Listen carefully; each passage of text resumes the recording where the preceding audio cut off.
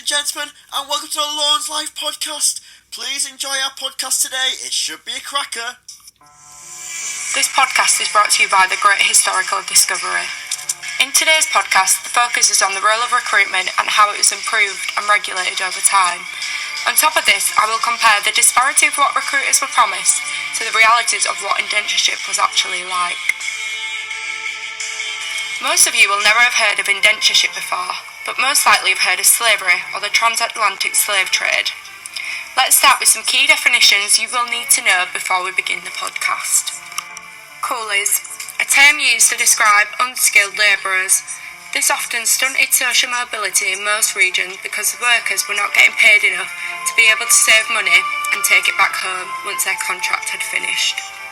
Archites, according to historian Nintin Rammer, a universal term for an unlicensed recruiter.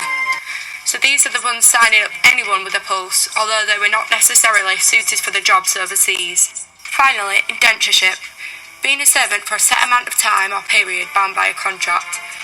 Contracts were 5, 7 or 10 years, but many often re-signed for longer if they survived or were tricked into it by employers.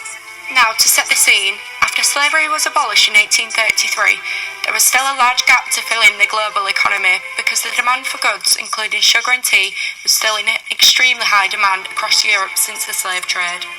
A failed attempt to recruit European workers in the 19th century due to several factors, including climate conditions and access to alcohol, the Indian and Chinese labourers were preyed upon by recruiters. To compare to slavery, the slaves were captured, kidnapped and born into the slave system. With indentureship, the labourers received a pay and signed a contract.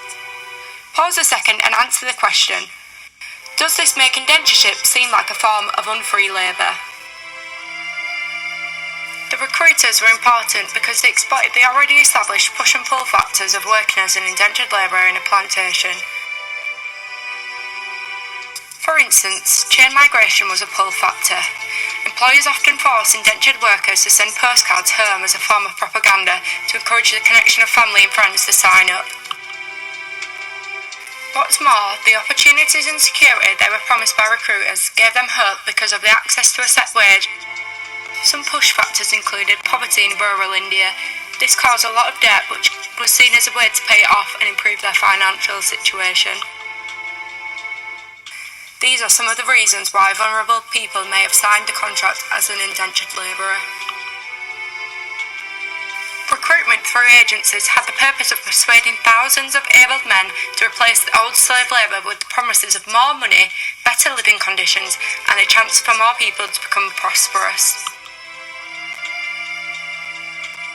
Through tactics of exploitation, they knew which sort of people to target and were stationed at ports on the outskirts to lure their indentured workers in. Once a contract was signed, there was no going back, and the colonists owned their labour. Any recruiter who escaped would be punished, imprisoned or even killed. Everything comes together in the recruitment process. It's the first stage of signing people up to the voyage overseas to the plantations. I will now discuss two primary sources which help give a further insight into why indentured labour was seen as unfree labour. The contract. Now you are probably wondering what the problem was with indentureship as opposed to slavery. We now know that labourers had to sign a contract to become an indentured worker, which very much differs to the slaves who were captured, kidnapped and had no choice. On top of the pull and push factors we've already discussed today, many contractors were targeting the poor people who were illiterate. Anti-indentured pamphlets and speeches were produced by the educated and encouraged to be spread messages to the poor people to protest this form of unfree labour and not fall for this trap. Escape from the deceivers, escape from the depot people. Beware, beware, beware. It is not service, it's woe. Don't fall in the snare, they will ruin you. They will weep your life long. Instead of rupees, rubbish will fall on you. They are taking you across the sea, to Mauritius, to Demerara, to Fiji, to Jamaica, to Trinidad, to Honduras. They are not islands, they are hell. This speech is an example found in the anti-indenture proclamations from the Nigerian press. It produced 30,000 copies and was encouraged to be spread down families and friends to warn them of the consequences of signing up, because because many uneducated people were the targets of the recruiters. The contract itself was very unfair. Once contracted, you could not change your employer or contract in 5, 7 or 10 years. For Malaya, they had no contract. It was verbal communication, and as a result, often the work got elongated or extended. If you got ill, the time got extended to the end of your contract. If absent, punishment led to a week or 2 extension, and depending on the colony, 3 months imprisonment. Imagine having a job where you work 6 days a week, starting from 5 and 6 in the morning and finishing around 4 p.m. Now imagine doing this from a period of 5, 7 or 10 years. This perfectly summarises that indentured labour was not what it first perceived to be. The hardships once committing to signing the contract were just as bad as slavery in some instances. The second primary source we will discuss is the Holy Songs of Demerara poem, and I will compare it to the legislation changes that occurred in indentureship. In this matter, 5 years passed, contracted to steady woe. With a ticket, the heart like a chickered bird cries out to the moon. At last, this world is a sham, a dream, a lie. Wealth, family, greatness, riches, kinship, fame, all illusory. None of it is yours. The broken spirit gives context into the feelings of indentured survivors who endured lots of pain and suffering throughout their time as an indentured worker. Although some contracts came with a return fare to India to be paid by the employer, some were often re-indentured because of the dangers of travelling home.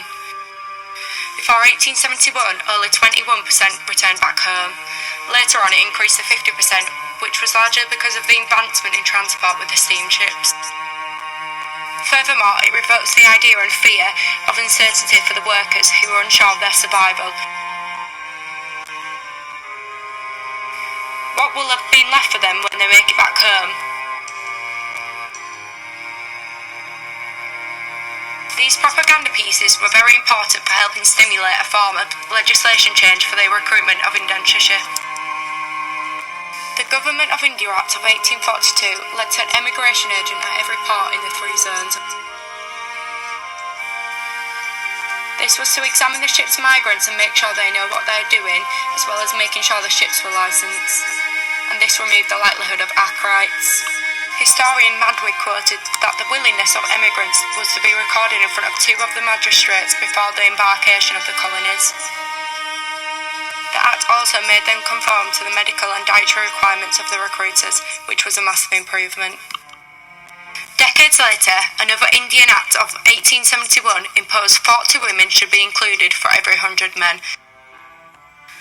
This made it harder for recruiters to hire just anyone and had to make sure it was an equal gender balance to improve the social conditions on the plantations. According to Major Picture, the female acolytes were unlicensed, of no character and entirely beyond government control. They are without exception degraded specimens of their sex. This quotation argues that there were still illegal ways of recruiting, although there was laws in place.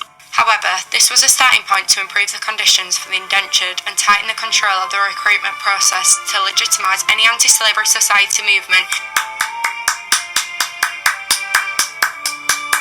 To conclude, when you compare indentureship to slavery, there are lots of parallels. The indentured workers were voyaged to the plantations that were previously made for slaves. Therefore, the plantation systems were extremely similar. They were both based on racism and structures of inequality, also oppressed by the plantation system of white supremacists. However, to contrast, the major difference to indentureship is the recruitment process. They were also paid to work, although it was as small as 1 shilling a day. It is important to mention that after the contract, for some regions, they were offered an industrial certificate and a small parcel of land. This was only for the minority, but it was not a complete lie from the offset. A minority of labourers may have had the chance to move up the social ladder and prosper. The recruitment stage was noted as an area of pressure. They targeted the vulnerable peasants of Indian society to trick them into doing coerced labour and had no way of getting out of the contract once signed. This quote from Mahadwi complements this role of recruitment. Utmost importance for colonial plantations, in which the recruiter played the key role, they decided the criteria of the recruit. Thanks as ever for tuning in to this week's podcast.